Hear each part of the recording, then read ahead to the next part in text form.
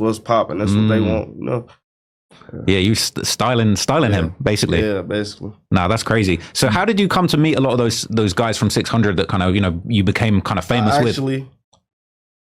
Well, when they told the building, well, basically my family GD, so I used to live on 51st and King Drive. Like basically the Young Money and the Met Boys, I used to hang with them when I was a shorty.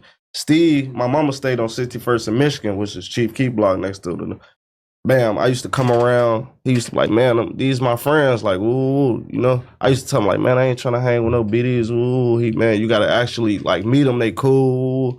I started hanging around more, and I felt like, all right, they cool. You know, ooh, they got his best interest. Like, you know.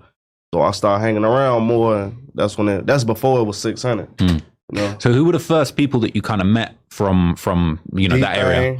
D-Thing, C-Day, Manny Moon. M-Thing, like Trigger, Damo, all them type of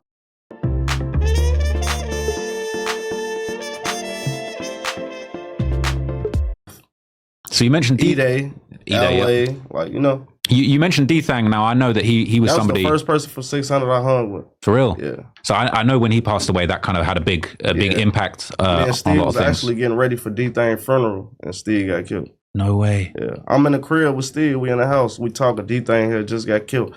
And as a big brother, I'm telling Steve, like, you see how serious this shit is, man. You can't be out here playing, because we used to play the video game a lot. I'm telling him, like, man, this ain't Call of Duty. Ain't no rising once you get shot. Like, you know, you have to actually be on point. Then my brother got killed. Like, them days still ring in my head. Meet that actual conversation, me telling him that, like, this ain't Call of Duty. Ain't no getting shot and get back up. You gonna...